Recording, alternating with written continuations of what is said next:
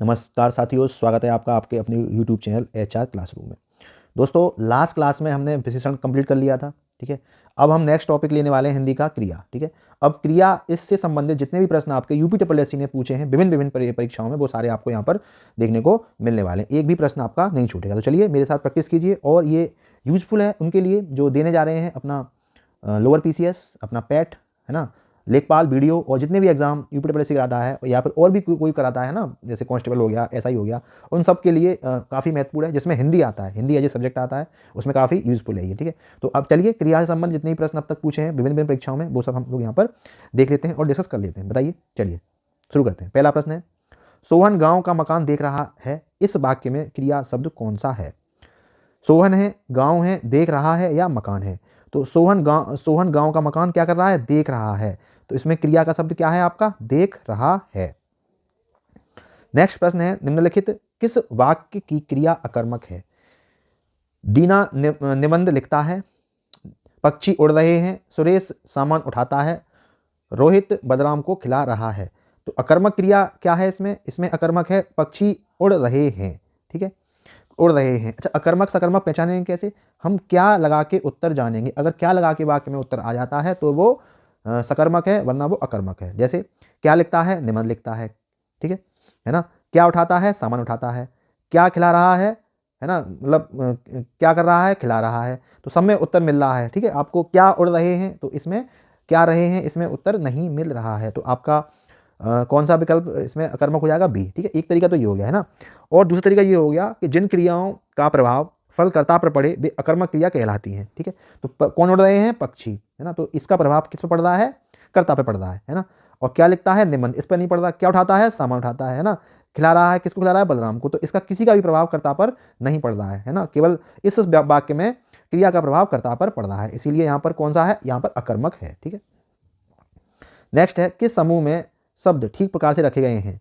भाववाचक संज्ञा, है ना, इसमें भाववाचक संज्ञा, विशेषण और सर्वनाम अकर्मक सकर्मक दे रखे हैं, तो किसमें सही प्रकार से रखे गए हैं? ठीक है, तो भाववाचक संज्ञा निराशा, हताशा, भलाई, विजय, भाग्य, ये बिल्कुल सही है। विशेषण शक्तिशाली है, पराधीन है, सभ्य है, सुरक्षादारी है, पुराना, ये भी सही है, विशेषण है, ये सारे विशेषण हैं। ठीक है, सर्वनाम मैं, तुम, हम, तुम्हारा, क्या, क्यों। ठीक है, तो क्या, क्यों, है ना, ये भी सर्वनाम सही है ना। और चौथा है अकर्मक क्रियाएं, लजाना, मारना, सोना और पढ़ना।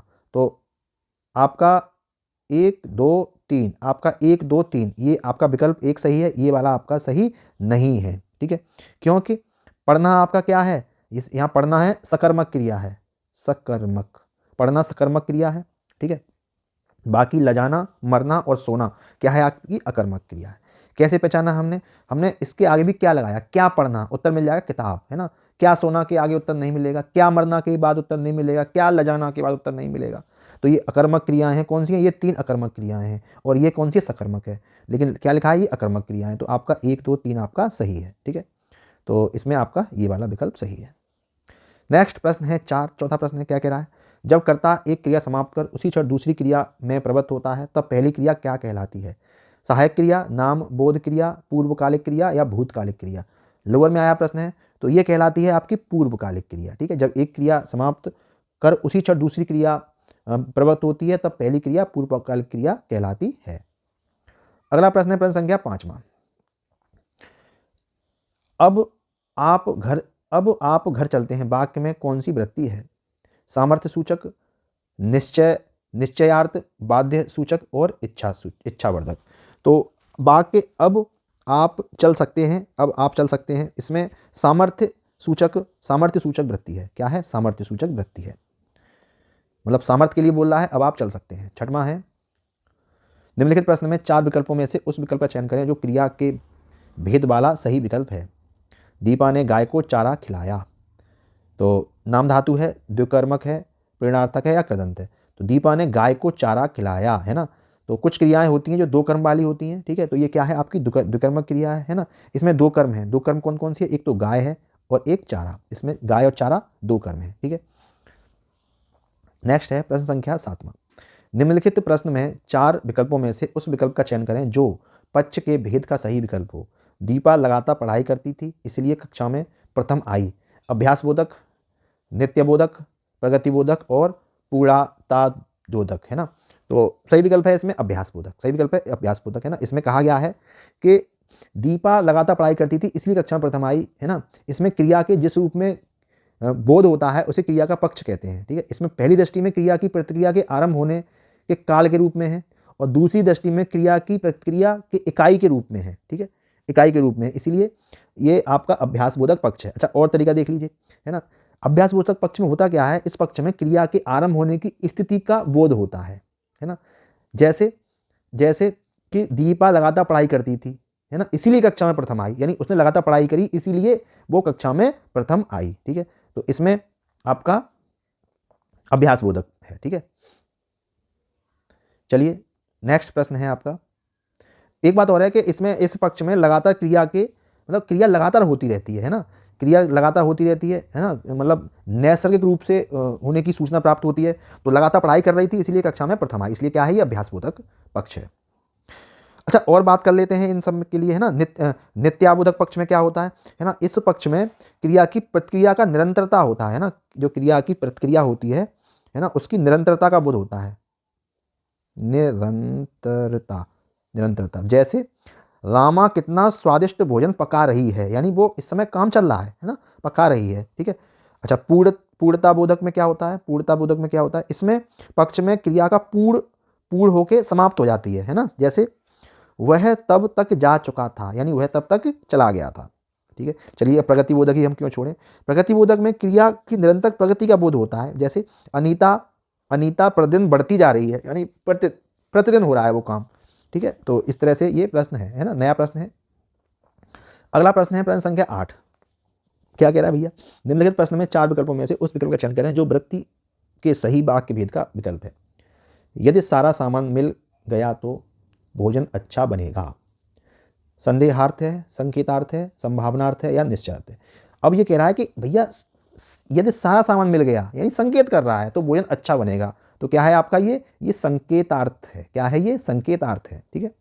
संभावना मतलब जैसे संभावना दिखाई दे, है ना, जैसे संभव है आज पैसे मिल ही जाएंगे, है ना। संदेहार्थ मतलब इसमें संदेह दिखाई दे, जैसे कि राम इलाहाबाद से चल पड़ा होगा, उसमें संदेह है। और निश्चितार्थ है कि मैं ऐसा काम कर ही लूँगा, मतलब ऐसे कि घर में खाना रखा ही होगा, तो ये निश्चितार्थ है, ठीक है। अगला प्रश्न है प्रश्न संख्या 9। निम्नलिखित प्रश्न में 4 विकल्पों में से उस विकल्प का चयन करें जो पक्ष के भेद का सही विकल्प हो। अब सीता चलने लगी है, इसमें कौन सा है, प्रगति बोधक है, आरंभ बोधक है, पूर्णता बोधक है या सातत्य बोधक है। तो इसमें है आपका सही विकल्प है आरंभ बोधक। आरंभ बोधक क्या है, मतलब मैं बताया था कि पक्ष में क्रिया के आरंभ होने का बोध होता है, वहाँ क्या है, आरंभ बोधक है ना। जैसे अब सीता चलने लगी है ना, अब मोहन खेलने लगा है, अब सीता खाने लगी है, तो इसमें आरंभता का बोध होता है, तो वो आरंभ बोधक पक्ष कहलाता है, ठीक है। प्रगति बोधक मतलब क्रिया में निरंतरता का बोध हो, है ना। पूर्णता बोधक मतलब क्रिया पूरी कंप्लीट हो जाए, है ना। और सातत्य बोधक ये होता है कि क्रिया के पक्ष में क्रिया की प्रक्रिया की निरंतरता का बोध हो, ठीक है, ये होता है सातत्य बोधक। कितना अटपटे प्रश्न है। 10वां प्रश्न है, निम्नलिखित प्रश्न में 4 विकल्पों में से उस विकल्प का चयन करें जो वृत्ति के सही भेद का विकल्प हो। जैसे जरा मेरी सहायता कीजिए, अब इसमें क्या है, विध्यर्थ है, निश्चयार्थ है, संदेहार्थ है, संकेतार्थ है। देखिए अब इसमें कुछ नहीं पता तुम्हें, है ना, क्या होता है। देखो जरा आप मेरी सहायता कीजिए, तो निश्चय तो है ही नहीं, आप कर ही देंगे, संकेत भी नहीं है, संदेहार्थ भी नहीं है, तो इसमें विध्यर्थ है। क्या है, इसमें विध्यर्थ है ना, यानी विधि संबंधी तात्पर्य अथवा क्रिया का भाव, उसे क्या कहते हैं, विध्यर्थ कहते हैं, ठीक है। जैसे जरा मेरी आप सहायता कर दीजिए, इसमें इच्छा बोधक, सहायता कीजिए, इसमें इच्छा बोधक है, ठीक है, इच्छा बोधक है, यानी कीजिए क्रिया के रूप में विध्यर्थ का बोध किया जा रहा है। और सही बात है यार, ये निश्चय नहीं है, संकेतार्थ नहीं है, ये नहीं है तो विद्यार्थी होगा, ठीक है। इस तरह से आप समझ लीजिए, काफ़ी अच्छे प्रश्न है ये हिंदी के। 11वां है, उस विकल्प का चयन करें जो दिए गए वाक्य में क्रिया के भेद वाला सही विकल्प है। रोहन चाय पीकर बैठ गया, पीड़ार्थक है, नाम धातु है, पूर्णकालिक है और संयुक्त है। तो चाय पीकर बैठ गया यानी ये पूर्णकालिक है ना, यानी काम समाप्त होने के बाद तत्काल किसी दूसरी क्रिया को आरंभ किया जाता है, तो क्रिया कौन सी हो जाती है, वो पूर्णकालिक क्रिया हो जाती है। क्या है, पूर्णकालिक क्रिया।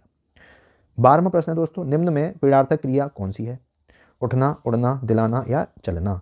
तो इसमें सही विकल्प है दिलाना। दिलाना आपकी पीड़ार्थक क्रिया है। इस बात का बोध हो कि कर्ता स्वयं न कर किसी दूसरे को कार्य करने के लिए प्रेरित कर रहा है, तो वहाँ कौन सी होगी? पीड़ार्थक क्रिया होगी, यानी दिलाना, है ना। उड़ाना, उड़ना नहीं, उड़ाना, उठाना, किसी और से कार्य कराया जा रहा है इसमें। 13वां प्रश्न है पढ़ रहा था, इनमें कौन सी क्रिया है? संयुक्त क्रिया, सामान्य क्रिया, पूर्वकालिक क्रिया और असामान्य क्रिया। तो पढ़ रहा था इसमें कौन सी क्रिया है? पढ़ रहा था इसमें है आपकी संयुक्त क्रिया। कौन सी है? आपकी संयुक्त क्रिया, है ना। जब कोई क्रिया दो क्रियाओं के संयुक्त से बनती है तो उसे क्या कहते हैं? संयुक्त क्रिया कहते हैं, ठीक है। पढ़ रहा था। नेक्स्ट है 14वां प्रश्न है वह शाम को घर जाएगा। वाक्य में वृत्ति का अर्थ का कौन सा भेद है? संभावनार्थ, निश्चयार्थ, संकेतार्थ और विध्यर्थ। तो वह शाम को घर जाएगा, कन्फर्म है, निश्चय है, तो इसमें कौन सा हो जाएगा? निश्चयार्थ। क्या हो जाएगा? निश्चय ही जाएगा शाम को घर पर, ठीक है। चलिए दोस्तों, प्रश्न संख्या अच्छे प्रश्न आ रहे हैं आज तो, है ना, मजा आ रहा है करने में। 15वां है वह भोजन बनाता है। वाक्य में कौन सा पक्ष है? पहला है आवृत्तिमूलक, सातत्यपरक, स्थित्यात्मक और पूर्ण पक्ष। तो इसमें सही विकल्प हो जाएगा आपका वह भोजन बनाता है। इसमें है आवृत्ति मूलक, ठीक है, आवृत्ति मूलक, है ना, आवृत्ति मूलक है। इसमें क्या हो रहा है ना, वाक्य में क्रिया की आवृत्ति हो रही है, भोजन बनाता है, ठीक है। इस पक्ष में क्रिया सदैव बनी रहती है ना, वह भोजन बनाता है, बस बनाता है, यानी क्रिया सदैव बनी रहेगी इसमें, ठीक है। नेक्स्ट है 16वां प्रश्न जिस क्रिया से संचालित व्यापार का फल कर्ता को छोड़कर कर्म पर पड़ता है उसे कौन सी क्रिया कहते हैं? कितना बढ़िया प्रश्न है। उसे कहते हैं कर्ता को छोड़कर कर्म पर पड़ता है उसे कहते हैं सकर्मक क्रिया, सकर्मक क्रिया, ठीक है। और जिस पर कर्ता पर पड़ता है उसे कहते हैं अकर्मक क्रिया, ठीक है। नेक्स्ट है 17वां क्रिया के मूल रूप को क्या कहते हैं? पद, रूप, धातु और शब्द। 18 वीडियो प्रश्न है। तो क्रिया के मूल रूप को क्या कहते हैं? धातु कहते हैं। क्या कहते हैं?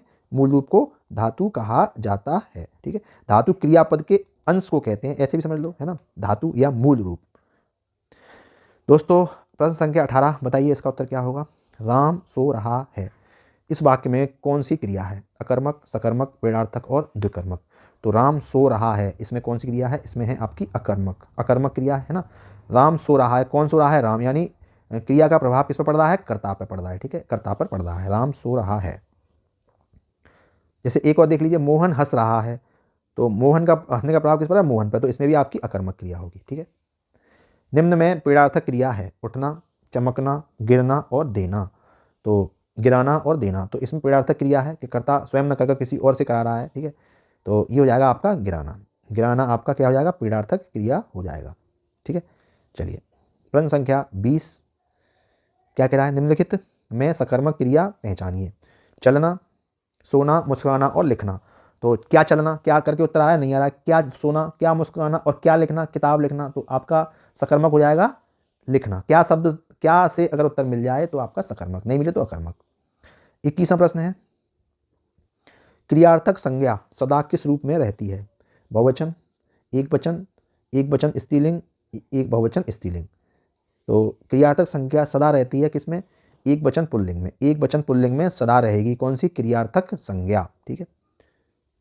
चलिए, अच्छा होती क्या है क्रियार्थक संज्ञा, है ना, कि जैसे कोई संज्ञा है ना, वो क्रिया की तरह व्यवहार करे, है ना, क्रिया की तरह व्यवहार करे, तो उसे क्या कहते हैं? क्रियार्थक संज्ञा। जैसे टहलना स्वास्थ्य के लिए अच्छा है, टहलना स्वास्थ्य के लिए अच्छा है। अब यहाँ पर टहलना शब्द क्रिया है लेकिन ये संज्ञा की तरह कार्य कर रहा है, ठीक है। तो ये क्या होगी? क्रियार्थक संज्ञा, और हमेशा एक वचन पुल्लिंग में होगी। 22वां प्रश्न है कौन सा संयुक्त क्रिया का भेद नहीं है?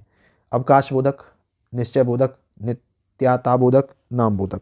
ये प्रश्न आप लिख लीजिए, पेपर में मिल जाएंगे आपको ये, है ना। तो संयुक्त क्रिया का भेद नहीं है, वो कौन सा है? आपका नामबोधक। नामबोधक आपका संयुक्त क्रिया का भेद नहीं है, ठीक है। संज्ञा अथवा विशेषण के साथ जोड़ने पर जो क्रिया बनती है उसे नामबोधक क्रिया कहते हैं। किसके साथ? संज्ञा और विशेषण के साथ क्रिया जोड़ने पर जो बनती है उसे कहते हैं हम नामबोधक क्रिया। चलिए अभी तो 2-3 प्रश्न और हैं। प्रश्न संख्या आपका है 23। हथियाना, चिकनाना किस प्रकार की क्रियाएं हैं? बताया था, है ना। क्या है ये आपकी नाम धातु क्रियाएं हैं। क्या है आपकी? नाम धातु क्रियाएं, है ना। संज्ञा या विशेषण से मिलकर बनने वाली क्रिया क्या होती है? नाम धातु क्रिया होती है। जैसे हाथ से हथियाना, बात से बतियाना, है ना, चिकना से चिकनाना, ये कौन सी क्रियाएं आपकी? ये आपकी नाम धातु क्रियाएं हैं। बहुत ही इंपोर्टेंट प्रश्न है। 24वां प्रश्न है, अब पढ़कर क्या होगा, इस वाक्य में कौन सी क्रिया है?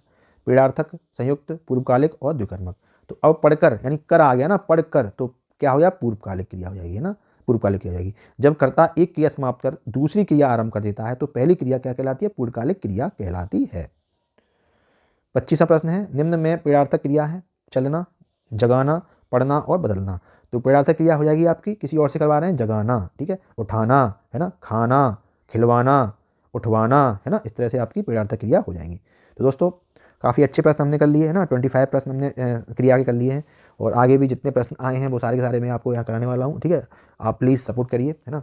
अगर आपको अच्छा लगता है तो प्लीज़ लाइक जरूर करिए, है ना, सब्सक्राइब कीजिए, और मिलते हैं कल। तब तक के लिए जय हिंद, जय भारत। कोई सुझाव हो तो कमेंट कीजिए, ठीक है। धन्यवाद।